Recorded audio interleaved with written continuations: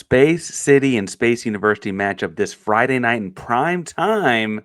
Only one can rule outer space.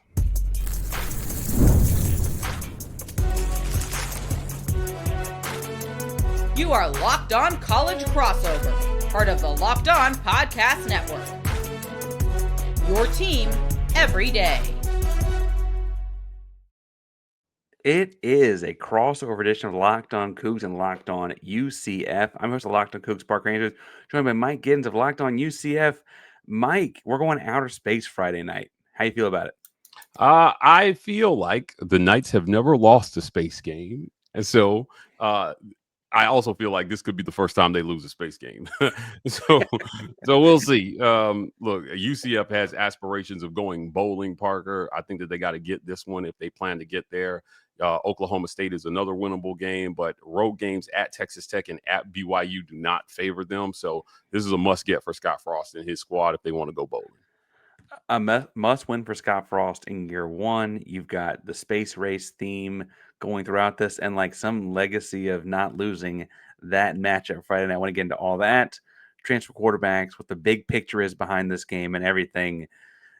Mike, you mentioned they're in a position to go bowling with this game on the docket as a must win. Do you think that like Scott Frost feels like a coach that has to win and be bowl eligible in year one? I feel like that's a high bar to put on it. I want to say first year coach. It's weird to call him a first year coach coming back to UCF. Yeah, I don't know how much he feels like he has to. I feel like he feels like they should, because one thing I love about this coach is he's not making excuses for where they're at in year one because of the talent. Now, we all know this is a rebuild. UCF fans died a slow death under Gus Malzahn that they are slowly trying to come back from. But there's been a lot of hope with Scott Frost, and we've seen it at times this year. They beat the teams that they're supposed to beat so far on the schedule. Now, I think Kansas was a winnable game, but, going into North Carolina against Bill Belichick, a lot of people thought, the North Carolina fans were all over me that week. The Locked On Tar Heels people were like, we might as well play the game because Mike G's not giving it a chance. Well, they blew them out, and they were not a good football team, and UCF exposed them. Look, West Virginia, also not a good football team, even though UCF was 0-4 going into that matchup there, and now they're 1-4 versus West Virginia.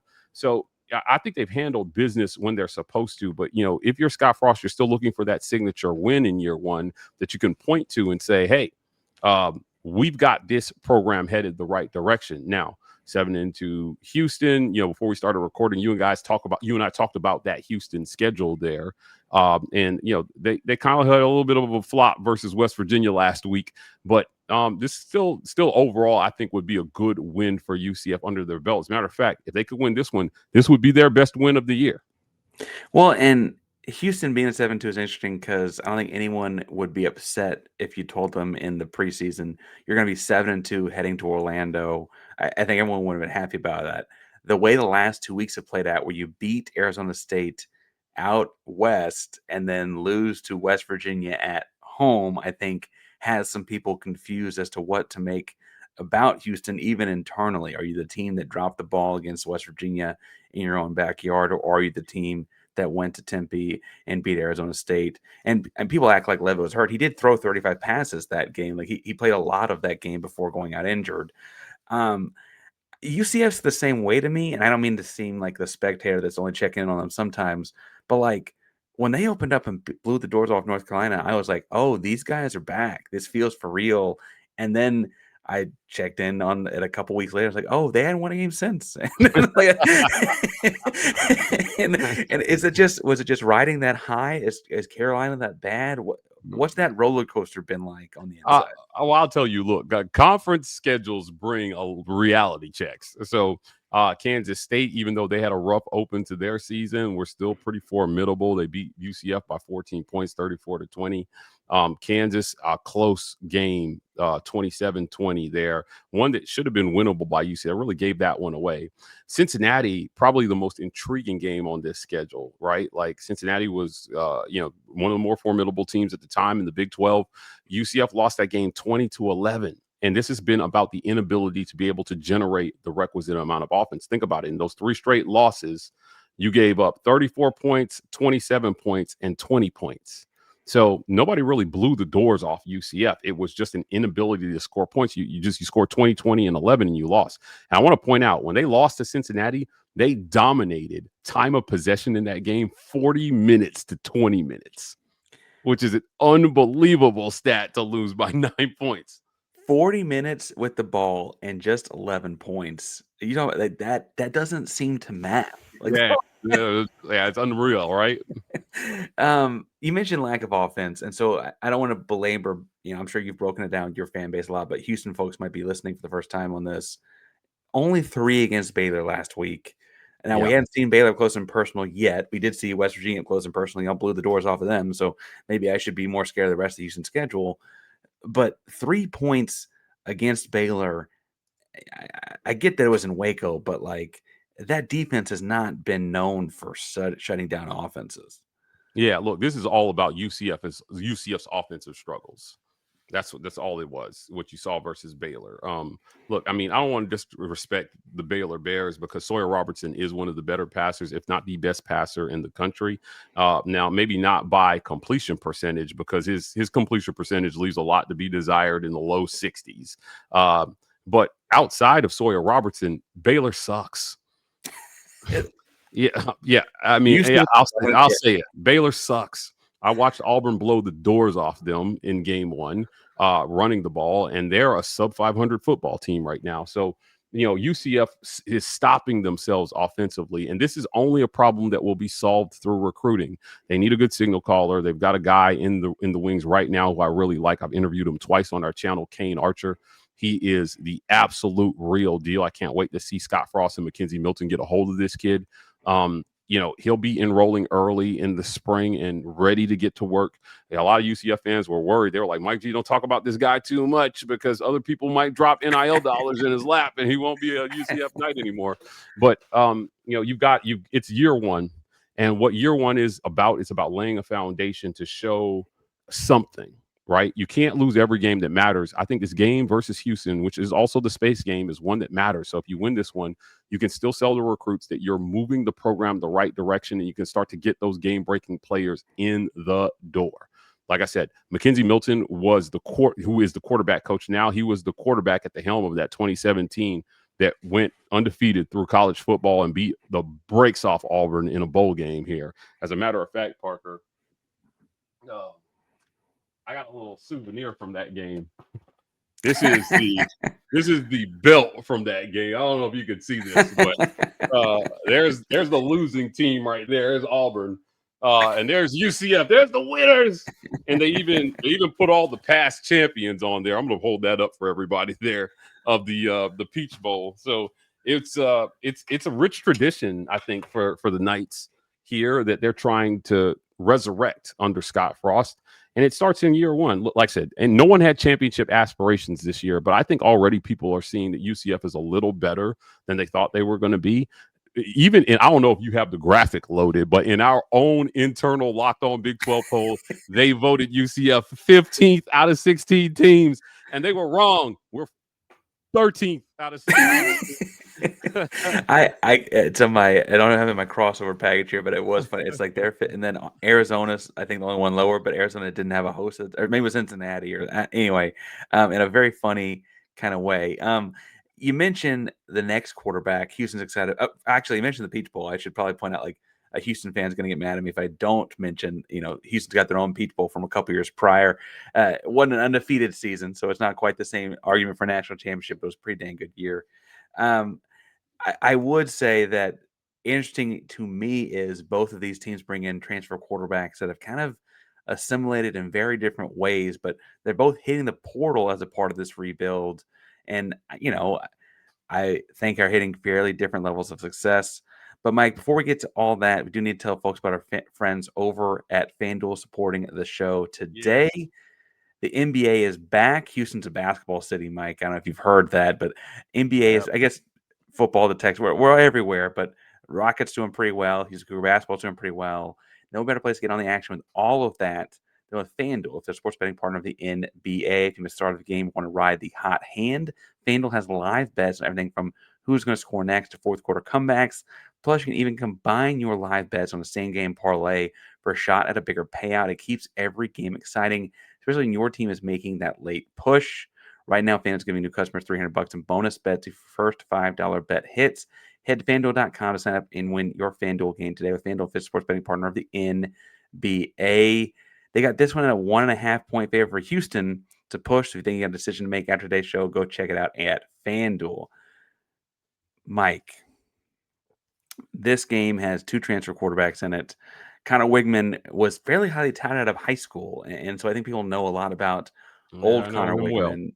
Yeah, right. A SEC guy, A&M guy. He plays through a couple injuries and loses his job.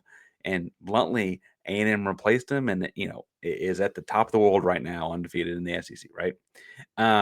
Meanwhile, he comes back home to Houston, a Houstonian kid, and has done very well as a dual threat quarterback at Houston, a kind of old school guy in that way, running quarterback power like Baker Mayfield at Oklahoma for a long time. I know a lot less about Taven Jackson.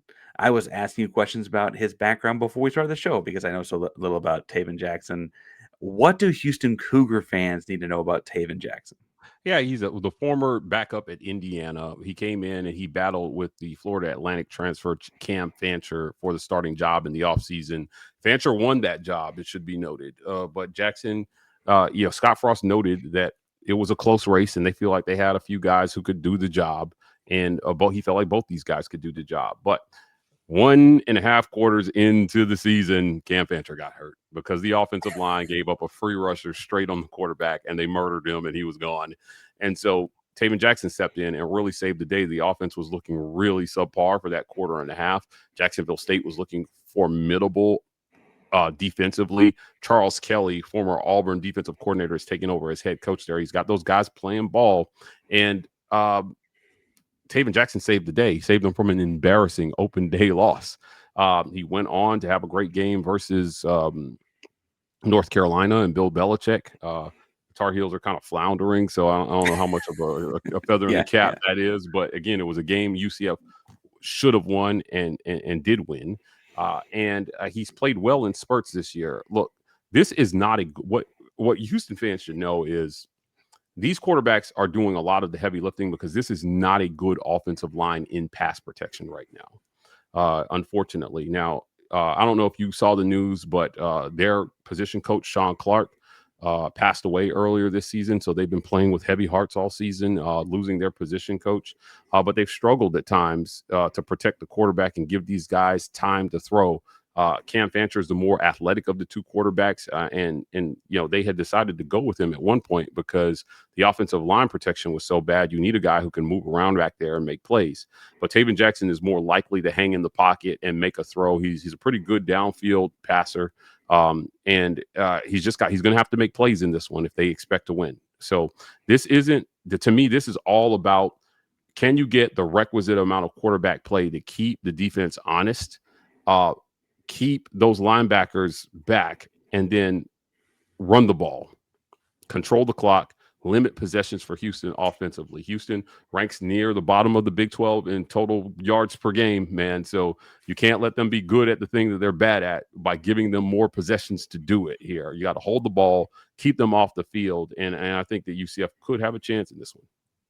Well, and Houston's big thing has been they have these long possessions. They shorten the game, run and eat clock. But you're right. And their two losses, especially, they've really struggled. I guess West Virginia struggled to hold on to the football, a couple fumbles and things like that. But really struggled to get yards at all against Texas Tech. Feels like a lot of people that play Tech are saying that this year, though. So maybe that's not just us. You mentioned requisite quarterback play, though. And I like that phrase because it's not like I need a gunslinger. It's not like I need Mike Vick. It's really just like I need something positive. And Wegman has surprised so many people doing that with his legs this year, running quarterback power read stuff and getting on the option game and true old Vince Young style zone read stuff to like everything, right? Which leads me to, I think you mentioned the pass protection being poor. If UCF had their way, they'd run the ball a lot on Friday night. And Yeah. what's that look like? Yeah, I think so. I mean, I do want to go back to Wegman for a second. Like, again, what stands out, again, a better than 3-1 touchdown to interception ratio will get the job done most of the time. He's not a big turnover guy so far this year. And so, on both sides, if you can protect the football, you're going to have a better chance in this one, especially for Houston, coming in here, to the bounce house for this game here. It's going to be loud. It's going to be raucous. And, they take this game seriously here in Orlando. But, the way I'm looking at it, I think that Myles Montgomery and Jaden Nixon are big play run guys. And, I think that there wasn't a serious commitment to the run for whatever reason. UCF abandoned the run versus Baylor, and they didn't need to. They could have leaned on them, and eventually they were going to break. And I hope that, what we see versus Houston is that they don't abandon the run too quickly in this one, because, right now you don't have the offensive line to sit back and play and go gunslinger for gunslinger. I think UCF loses that kind of game with Houston. And, so put the pressure on the running backs on your senior Myles Montgomery, put it on the transfer Jaden Nixon. These guys can carry the load, I promise.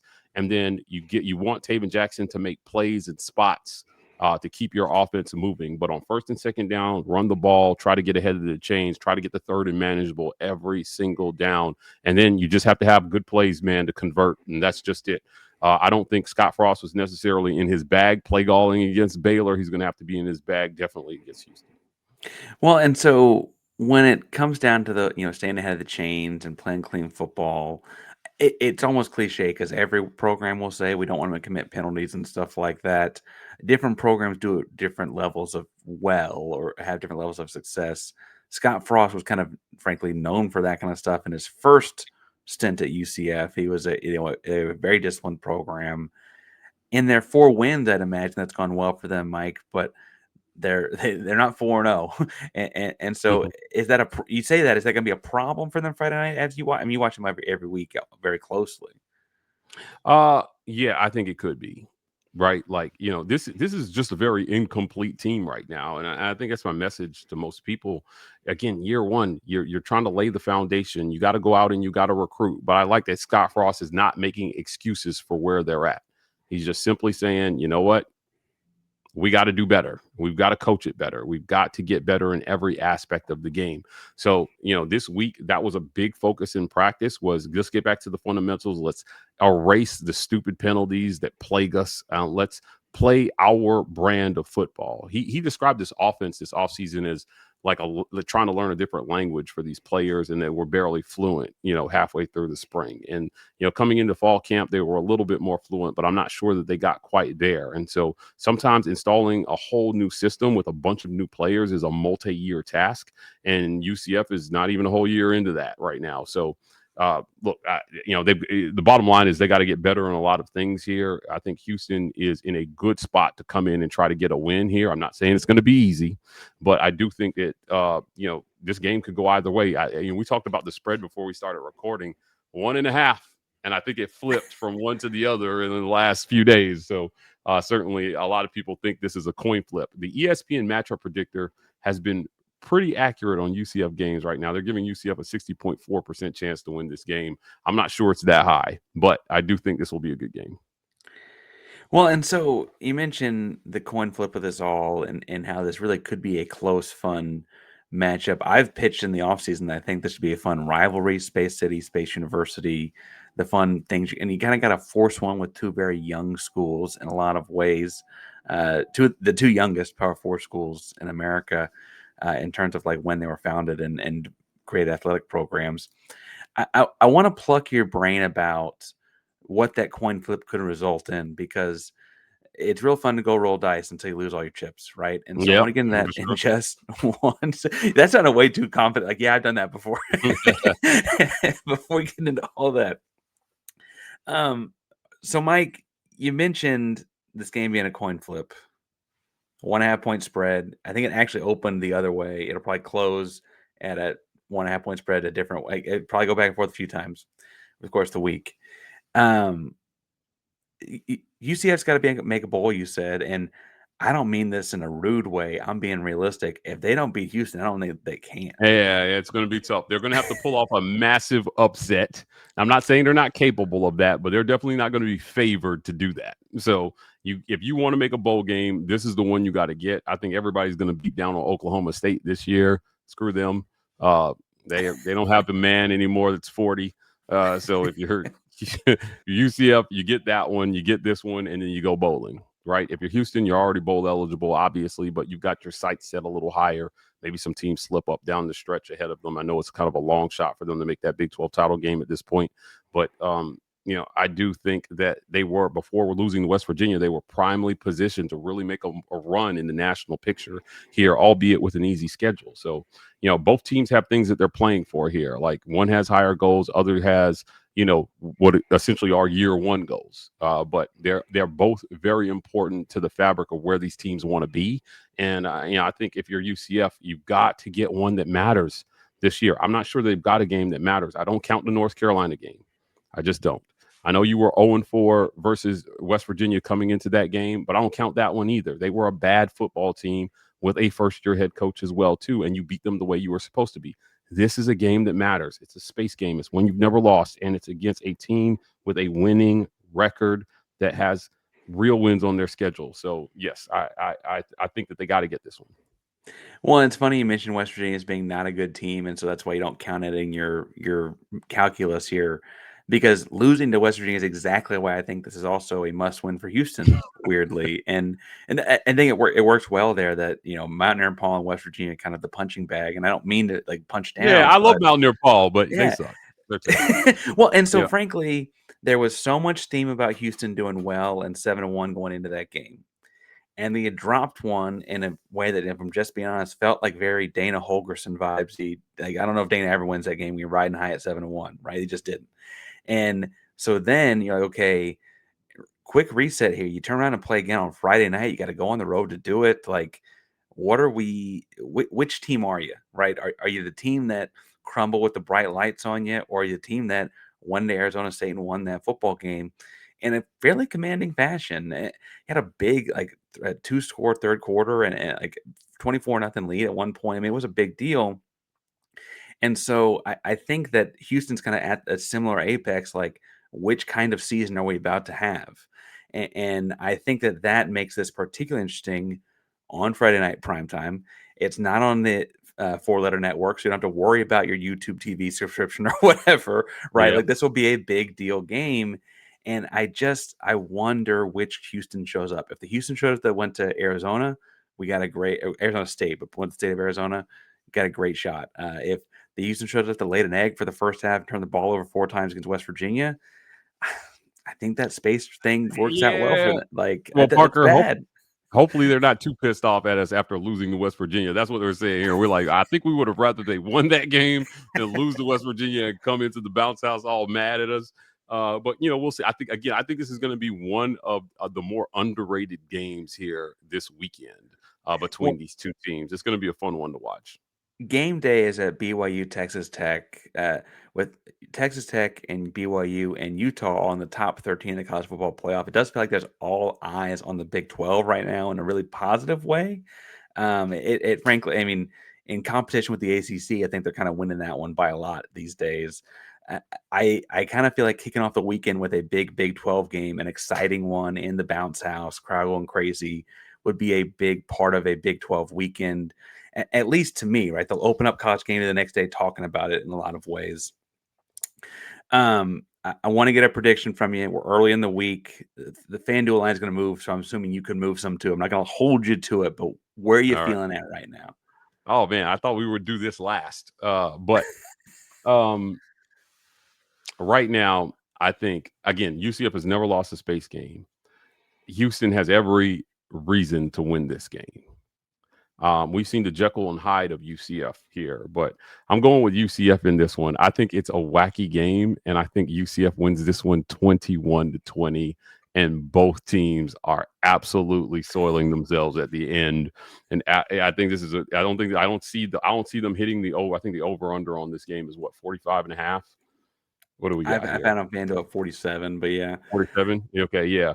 So, like, yeah, I don't think we hit the over on this one. I think that the defenses win the day with these, I think UCF's offense probably struggles a little bit, but I think that Houston's offense does what they've done all year and, around 300 something yards a game.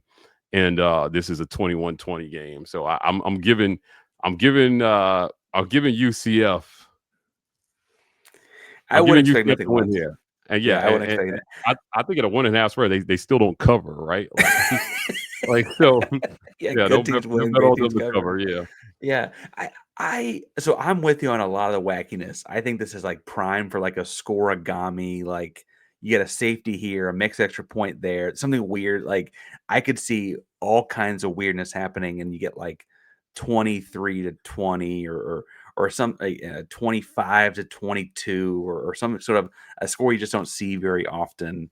Um, I am picking Houston in this one. I think at some point, It's a fair point. but whether it's Wegman making a play with his legs or like defensive tackle Carlos Allen or somebody just making a play down the stretch, having experience making plays matters. And at some point, having those road wins thus far this year, I would think plays a role. You want a tough one at Oregon State, which is a tough road trip. I know that they're not very good this year, but you want to cross the country and play it at like what was midnight local time. You went on the road to Arizona State. I think you've done a couple of these road games that you feel comfortable with doing it all over again on Friday night. Friday night's a weird night for a game, but I've gotten to where I kind of like these things. Mike, are you a fan of Friday night football, Friday night lights for the I UCF? do like Friday football. I love Friday night football actually. So I like to mix it up a little bit, and I think that if we can get a little bit and I cover multiple teams. So anytime I can split my teams up on days, I'm all about it. So yes, I'm a big fan of Friday night football. All right. You said you thought that was the last thing. You got to know you're talking to the Houston guy. The last thing we're actually getting out of here on is I love Dawkins. What do you know about UCF hoops this year? Everyone's played a game at the time this point. This has gone out to people. How are you feeling about the Knights? I feel like the number one scorer in the Big 12, Keyshawn Hall, transferred to Auburn. And I got to tell you, I was there in Neville Arena to watch him drop 28, 5, and 4 or something like that. So that sucks. I wish he was still at UCF. But look, this is do or die season for Johnny Dawkins.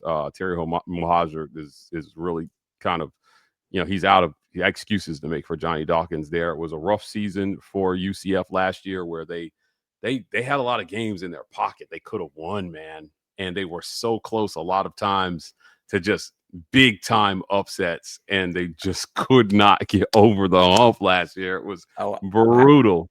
I think my Houston Cougar fans and I remember one of those near big time Oh, upsets yes. very vividly. Mm-hmm.